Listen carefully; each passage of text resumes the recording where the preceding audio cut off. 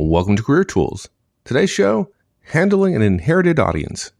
Before we go on, a quick note, we don't do them often, but we are doing an effective communications conference on August 11th in Chicago. So if you're interested in learning how to communicate more effectively, please consider joining us in Chicago on August 11th. More details are on the website, www.managertools.com. All right, folks, let's get on with the show.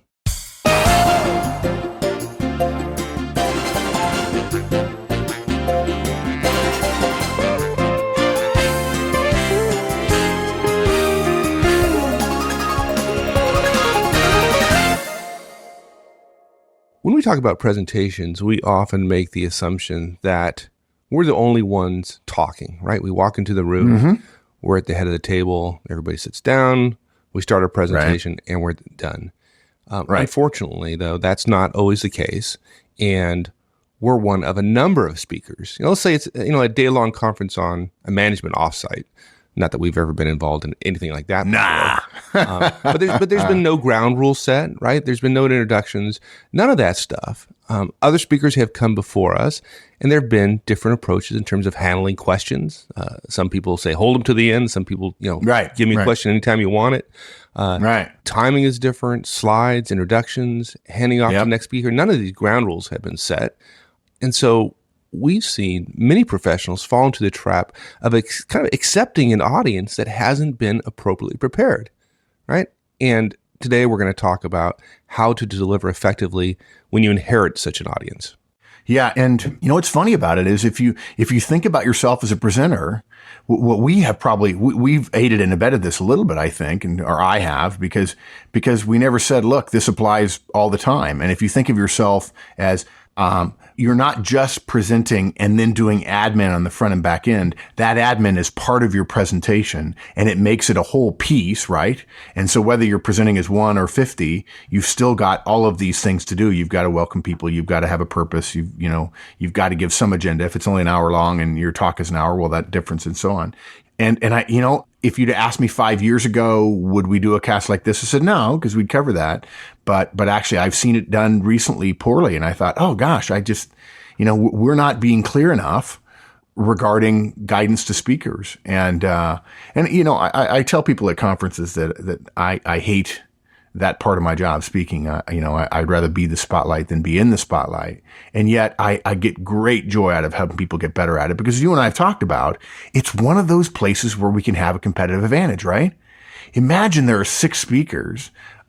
This actually happened to me once in Florida, where everybody was 45 minutes behind and I was supposed to talk for an hour, and now I had like 15 minutes left. And I said, look, we're 45 minutes behind. How about I do my talk in 15 minutes and we catch up? And there were 600 people in the room and they went nuts, right? and yet I still did some of the basic housekeeping stuff. It looks so good when you set yourself apart by being professional and being highly effective in this. So yeah, I think this is a good one to do. It's one of those things that adds shoulders, if you will, to the idea of being a great presenter. So yeah, I'm sorry, I rambled there a little bit. We've got 5 points. Number 1, take time to prepare without commentary. When you're doing all of your logistical and admin stuff, don't talk to the audience. Okay. Number 2, assume the power position. We've talked about this before, but this is the most likely time people make a mistake, is when they're part of an inherited audience, when they're one in a string of speakers and they think they can wander around, or they can chit chat with somebody else, whatever. Number 3, introduce your purpose, just like we recommend always. Number 4, briefly outline what you're going to do, but be brief about it, particularly if you only have an hour. And then number 5, we do ground rules in the form of what we call let's agree. And we're going to cover 3 points: how long you'll talk, who will follow you, and how you're going to handle questions. This is an abbreviated version of Welcome, Purpose, Agenda, Ground Rules, and it sets the audience up to understand what we're doing and why we're doing it. And it does set us apart from other presenters. Good. Okay. So let's get into our first point. And this addresses the issue where you're the second or third speaker. You've got to you got to hook up your laptop. You got to set up your slides. You might have some flip charts, whatever it is, you got to prepare. And what I found really useful, and I think it really sets the tone of being relaxed and comfortable with the audience, is as you're doing that, you just kind of chit chat with the audience, tell them what you're doing. Sure, yeah. Ask them about, say, hey, how about the Lakers, and Yeah. how they're doing the playoffs, that kind of stuff. You agree? That's pretty effective? Yeah. Oh, good. You caught me there. I was like, okay, he's going to say, yeah, this is dumb and wrong and so on. And look, don't feel alone. That is the biggest mistake that most presenters make, whether we're inheriting an audience or not, which is giving up your opening. Too many of us do things right before our talk starts, which basically ruin any chance for that strong first impression. Like you say, we describe what we're doing to get ready, right? Look, folks, no need for that. Really, everybody can see what we're doing. And you know what? They can tell by the look on our face. When we say, hey, just got to cut the settings to change on our laptop, we look at our laptop, assuming, of course, that the screen of our laptop is not projected in IMAX style in front of everybody, if that we haven't made that mistake, but we're messing with our laptop. They can tell by the tension in the facial muscles, on our own facial muscles, whether or not we're having a problem during setup. You don't need to tell them everything's fine because they know whether it is or isn't based on your facial expression. We sort of start our talk right, but not really because we're distracted by the activity of putting on microphones. Really, really bad to start your talk early while you're doing other things because, as we've said before, you've got to own your opening. We're plugging in our laptop. We're getting our laptop set up so we can see it. We're making sure we have the right slides up, blah, blah, blah, blah, blah, blah, blah. Look, folks, there's nothing wrong with preparing in silence. Talking while we're preparing means we're doing two things at once, and thereby doing both less well than we could if we did one at a time. Starting our talk while we're preparing is actually a significant negative to our first impression. And on the other hand, here's the thing that may surprise you, because you may feel compelled to do this if you don't to talk while you're preparing if you don't know this, which is being quiet during our preparation actually sends a message of confidence. In fact, I saw a presenter once that started a talk and there was a scratchiness that was clearly an audio problem. And he stopped on stage and someone quickly came from the side to help with his microphone. And he looked at the audience and he held up a finger and he smiled, but he didn't say anything. And he, essentially at that moment, he says, I'm going to remain quiet. I'm going to leave the verbal energy that I'm going to put out when I start my talk, when I get to the center of the stage, when I plant my feet in the power position. I know that he was going to do this because I had coached him. He said, I'm not going to fritter that away by making a big deal out of what is a minor technical glitch. Talking before we begin, which is to say before we get to the power position and introduce our talk, it indicates nervousness. And really what it indicates, I think, is fear of silence. And people who are truly confident are not afraid of silence. So regardless of how enticing it feels to speak while we're preparing, the key is to remain silent when we do so. No matter what, staying silent as we prepare essentially increases our impact once we begin, makes our introduction more clear, more crisp, and frankly, it adds a little bit of drama to our talk, which helps us be persuasive. And if you're one of a number of speakers, a little bit of drama during the day, I'm not talking about, teen drama. I'm just talking about dramatic pauses and so on, adds to our overall effectiveness and the impression of us as a professional. Sure. So don't talk, just quietly prepare and then yeah, well, in talking about having a little bit of drama at the beginning as well as increasing our impact of the beginning, the power position has got to be the second most likely mistake that folks make when they start talking and taking over a presentation from another speaker, right? Yeah. They wander around, they're doing presentation. Yep. Now, they didn't listen to the first advice and they're talking, and then all of a sudden it begins and they're not in the power position. And it's just a bad start. Yeah, I think people look. I understand it. Again, this is a case where managers have not been trained. Right? You go to an MBA program, they don't really give you all that great speaking skills. There are some great programs for speaking skills. Dale Carnegie's.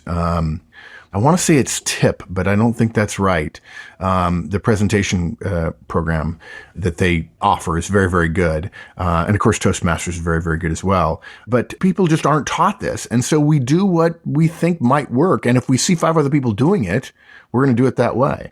Most people think we're supposed to get a running start at a talk. It's more casual. Folks, when you're up on stage, you don't need to try to be casual. In fact, it's almost better to take a step toward dramatic and distance and yet still know what our audience wants rather than just trying to be casual with the audience. Because the audience wants, if you're going to have 50 people staring at you, listening to you, you have their attention in a general way as a matter of fiat because you've been authorized to speak to them. They expect you to step up and earn it. If you're having a one-on-one conversation with your buddy, you can slip a little bit and maybe you can throw in a colloquialism or joke around a little bit. Not when you've got 50 or 100 people listening, or 1,000 or 10,000 for that matter.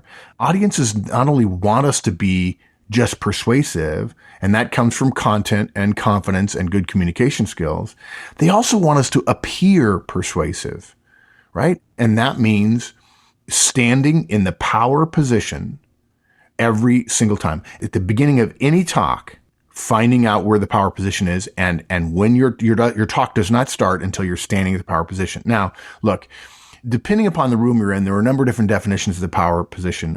In rare occasions, this is a Mandator Tools sort of core guidance. In rare occasions, the power position is a podium. And frankly, there are a lot of managers who have told me, Mark, I was told that we're all going to present from the podium.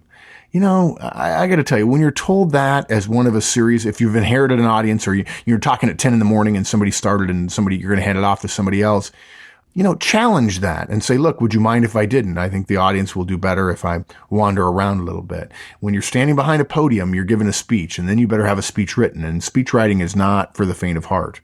It is amazing how much a podium robs us of our ability to communicate with other human beings. Remember, people born blind at birth. At birth, they're blind. They'll never see. They'll never be sighted. Still gesture. And a podium takes away so much of your ability to gesture. So rarely is it a podium, although there are rare cases where it is true. In most cases with a large audience, the power position is in the middle of the room in front of the audience. It's important enough to know where it is that standing on it overrides, at least in the first moment, because you don't have to present the entire time from the power position. You simply start and end there. Okay. But it's important enough to stand on it that it overrides any need we have to see our laptop at that moment. And surely we know what we're supposed to say in the first 30 seconds without our laptop. It totally overrides wandering around. Wandering around doesn't send a message of energy, by the way. It sends a message of uncertainty, believe it or not. Now, choreographed wandering around where you know what you're doing and why you're doing it, that's different. But most people don't. They just wander around as if they're chatting with the audience. You better be really good if you just think you can chat with an audience. Yeah, so I agree. Get in the power position. Plant your feet firmly. Don't move your feet, and start by saying hello or welcome. I'm Mark, and what I'm going to talk about today is X. Good. Well, good. I'm glad you said, and what I'm going to talk about. Oh, that's right. Yeah. Because this is a real pet peeve of mine, which is people start talking, and sometimes they introduce their purpose. Now we're talking about here, introducing your purpose. Some people do it while they're wandering around setting up, but they never do it quite clearly and distinctly, or they assume that the agenda adequately covers their purpose, and it almost never does. It never does, yeah. And how many times do we not have agendas? But that's for another podcast. And they don't adequately address and introduce their purpose. And everybody's left in the audience just wondering, what are we doing? I don't have a framework for listening to this talk. Yeah, it really is metadata, right? And I haven't figured out yet, frankly, in putting together a whole string of planned podcasts on presenting and offering it as a series that'll make it easy for people to come and get it on the site. I don't really know how to address metadata in a way that is true to the Mandator Tools principle of, we want behavable. We want actionable recommendations. But really, it's the old saying of, and we'll talk about, tell them what you're going to tell them. But we've got to tell people what our purpose is. They've got to understand where we're headed. When we, in the interview series, when we talk about a significant accomplishment answer, we often say the first sentence, with as few commas as possible, should essentially describe the end result. One of my most significant achievements was when I achieved X. Not when I did X, Y, Z, A, B, C, D, E, F, G, and therefore got to X. It's just one of my most significant accomplishments was when I achieved this, period. And by knowing the ending, knowing the purpose, it's easy for the audience to hang our content underneath it. Without understanding the purpose, from our point of view, the audience struggles to put in context. And so put in context our comments. And so this is a contextual reference point to start with the purpose. And it is also very, very important, essentially metadata. So look, after you assume the power position, we might say something that would sound like this. My purpose in my hour here today is to address our weakness in the South America market and make a bold recommendation for our next effort to remedy this problem. Or another example would be, my purpose today is to share a timeline for our process improvement rollout for this new business development process this meeting is about today. Look, it doesn't have to be fancy, but we do need to start with what our intent is. We do need to start with what the key point is we're trying to get across.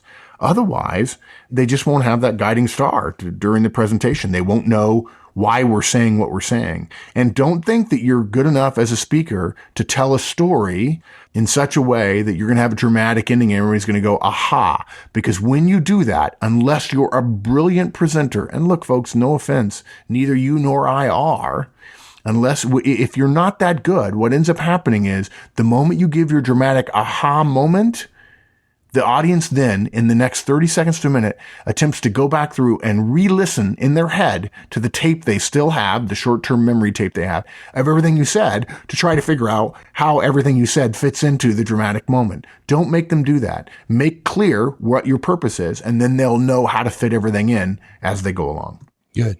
Well, part of making your purpose clear is frankly outlined briefly at the beginning of your presentation. And it's not like we ever do that, right? In terms of provide an outline of what we're going to talk about, but just don't follow our example, actually do it, right? Yeah, exactly. I mean, I think we think when we're part of a string of presenters, we somehow, and we missed this in terms of the way we presented some of this presenting stuff initially. Somehow people think they don't have to follow the general speaking conventions, and that's just not true. So we skip our outline along with with delivering our purpose in the beginning. We just assume it's part of, everybody will understand where we fit in the agenda and so on. But frankly, if you're in an audience all day, for sitting in an audience, whether it's in banquet chairs or in theater chairs or whatever, gosh, you're always wanting touch points back, right? Yeah, it goes to that old saying, tell them what you're going to tell them, and then tell them what you told them. And it's just one of those old bits of common wisdom that is actually dead on accurate. Yeah, it really, it's, I learned in the Army. I don't know about you. I learned in the Army, and I remember thinking, oh, this is an Army thing. And then I got out and realized whether it's an Army thing or not, nobody else is doing it. But man, audiences sure like it. And to some degree, that's part of being a professional is paying attention to the results we get and asking ourselves, is that better? And if I get a better result and the costs don't increase, then I'm going to do that more. And maybe next time I try something completely different, and I get better results again. And so, okay. And it's a little bit of an experiment.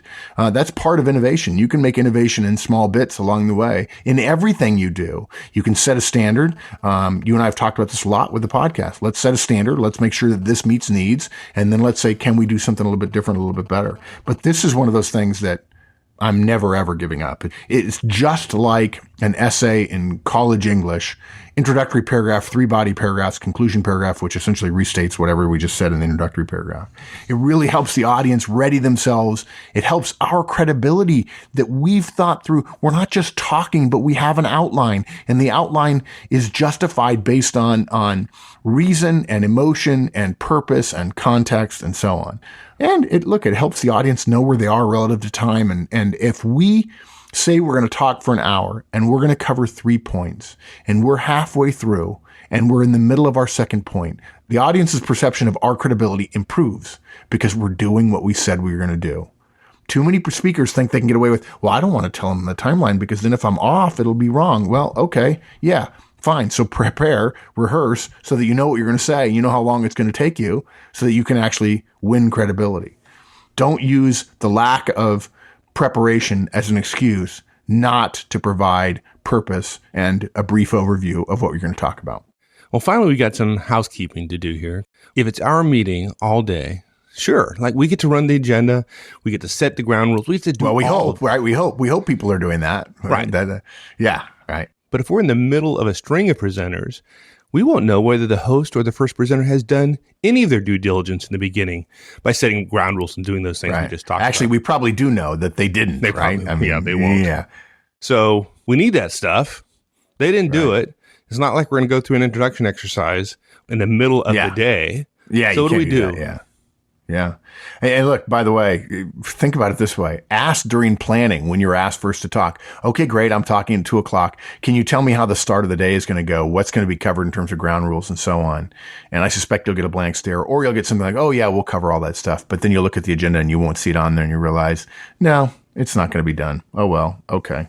It's simple. The way we accomplish this housekeeping without appearing to change the ground rules that may already be set. Look, you have an opportunity to slightly change things a little bit. First of all, because probably nobody else is doing anything in this regard. They feel like they're just bobbing along in a stream, which is disrespectful to the audience. I'm talking about presenters bobbing along in a stream of presenters, which again is disrespectful to the audience, but also because you have to ask yourself, what's the best way for the audience to learn about what I'm going to talk about? Not, I have to be completely deferential to this string of presenters I'm in. What, if I'm responsible for my 1 hour or my 30 minutes, what can I do to maximize that? And at the same time, you don't want to shame the host for not setting ground rules. And so what we do is we recommend the phrase, let's agree. And it sends a message that you're using a bit of your power, that you're standing in front of the room, and they know that you've been given some short-term authority over them in terms of as a credible speaker. And yet at the same time, you're saying let's agree, which is of course shortened for let us agree. And what you're doing is you're saying let's collaborate briefly, or here, I'm going to assume we are in a collaborative move and I'm going to make some recommendations regarding how we're going to move forward. Look, you may not be able to do welcome, purpose, agenda, ground rules. If you only have an hour, of course you can't. But that stuff is still important. So what we need to do is cover it without giving it as full a treatment as we would if the entire day or the entire morning or whatever was our agenda. And there are 3 items that we've totally got to cover to get our audience settled, essentially, a breath and say, okay, now you can begin giving me the data that goes with your purpose and agenda. And that's the how long will you talk, who will follow, and, how you'll handle questions. Yeah. Well, how long you'll talk, that sounds pretty simple. How hard could that be? Yeah, but okay. It would be easy if we knew that the host had always had visible an agenda that attendees could refer to. But, there are people who go to all day things and say, yeah, we'll have 5 speakers, and they don't tell you whether one is 6 hours and 3 or 30 minutes, right? That's actually pretty rare. Or I know people who say, look, let's agree on our agenda, but let's not publish it, because if we get behind, then we don't want to embarrass ourselves. No. Right. I'm like, I'm sorry. That's, there are no secrets. They know. Believe me, when we're behind, the audience knows. They're saying, I didn't think this guy would be talking this long. He's really rambling, and we're not asking any questions. Oh my gosh. So look, we have to provide our audience with some sense of boundaries. Okay. The first boundary an audience wants, believe it or not, it's not rude or disrespectful. The first boundary is, when is this guy going to be done? So we just tell them how long we're going to be talking. And it sounds like, hey, I have an hour with you today, or I'll be done at 11. Simple. I like the I'll be done at 11.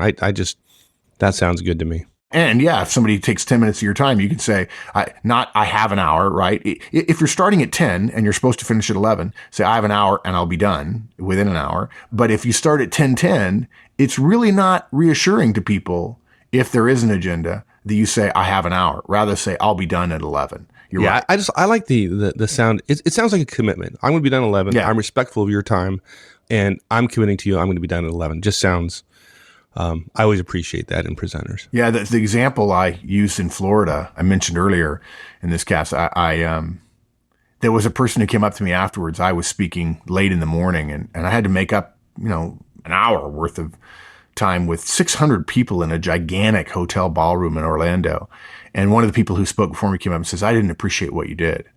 I said, what? Getting everybody back on track on time so that all the afternoon speakers would start on time. And by then the organizer had been telling everybody, hey, you have to get done when we say you're going to get done. But of course, nobody was prepared. Nobody had rehearsed. And so they didn't know how long they were going to talk. They just thought they'd get up in front of 600 people and ramble, which there ought to be a sin. There ought to be a professional court where people go for professional sins, like, okay, you'll be sentenced to watch some infomercial for 3 days because you made 600 people wait for 2 hours. But this person came up to me who'd spoken before and said, I don't think that was respectful. I think what you did was slam all the people who had come before. I said, well, I have 2 thoughts on that. 1, no, I did not. I simply gave the audience what they wanted. And 2, you deserve to be slammed. No offense, sir. You had 45 minutes and you took an hour and a half. It was rude. It doesn't matter who you are or how important you think you are. You were disrespectful to the presenters, to me, to everyone who was in charge of this thing, and to the audience. And the audience knew it. And you were not aware of what the audience was doing. You violated the first rule of speaking, which is all about the audience.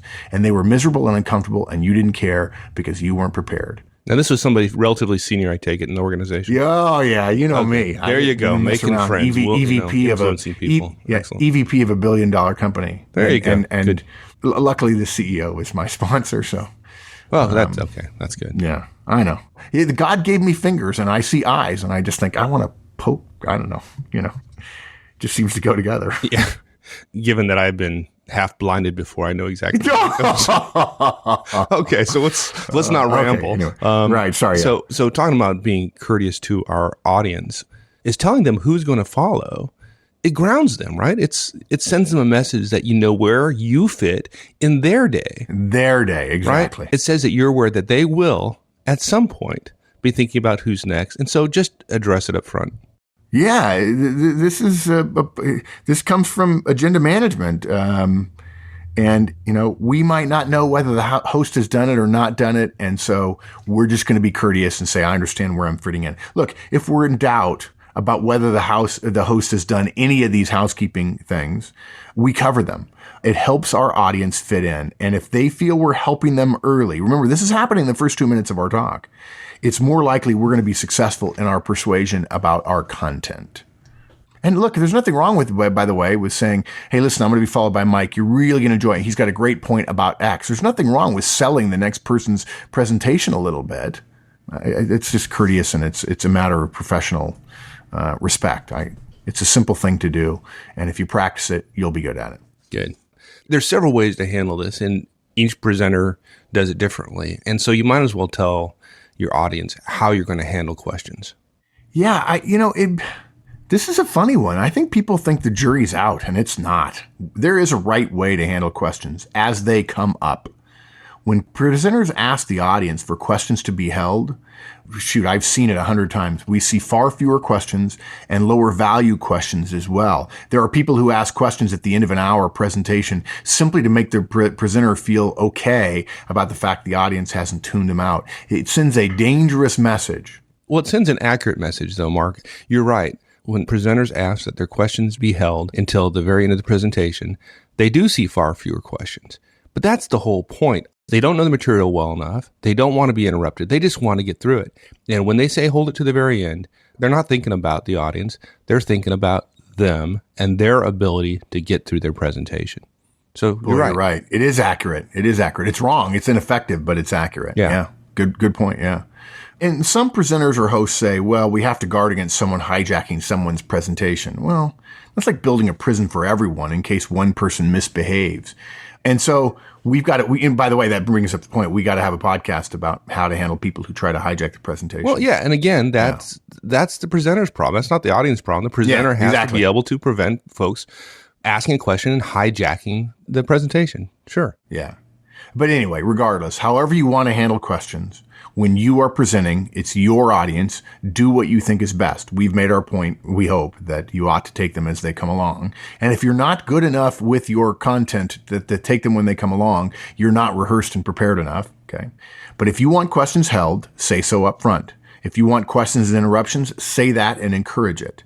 Whichever approach you take, tell your audience, and they will generally help you be more effective in your presentation because you took the time to do this simple housekeeping step, which maybe the host did, maybe they didn't. But, okay, one more time, we're going to say it. If you want our guidance, be good enough be prepared enough, be rehearsed enough to be able to say, I'm happy to take questions whenever you have them. Raise your hand, shout at me, whatever works. I'll repeat your question so everybody can hear it, and then I'll answer it. And by the way, we have a podcast about how to answer questions in an audience, and it's very specific. Or how to handle questions in a presentation. It's very specific. Now, look, again, this means you have to know your stuff, but you oughtn't be presenting if you don't. So that's not our problem. So, bottom line, if we're in doubt about whether the host has done any of the housekeeping items that we talk about, then our Let's Agree step covers that for them. Right. Yeah. Yeah. Look, there are some simple things we can do when we are one of many presenters in a long day for an audience. And that's really the key. Don't forget it. It's all about the audience. Everything we've recommended here today is about helping the audience get the most from our presentation, period. Good. All right. So quick wrap up. Well, take time to prepare without all the commentary as you're preparing for your presentation. Be quiet. Assume the power position before you start. Give yourself every chance of having some impact at the beginning of your presentation. Introduce your purpose. Provide a brief outline, briefly, but provide an outline. Give them some sense of where you're going. Give them that guiding star, so to speak. Right. And then lastly, use the Let's Agree step to make up for any lack of preparation, ground rules, etc., set at the beginning of the day. How long you're going to talk, who's going to follow your presentation, and lastly, how you're going to handle questions. And that's it. Great. Thanks, partner. All right, my friend. We'll see you. All right, everyone. That's it. Thanks for joining us, and we'll see you again next week. So long.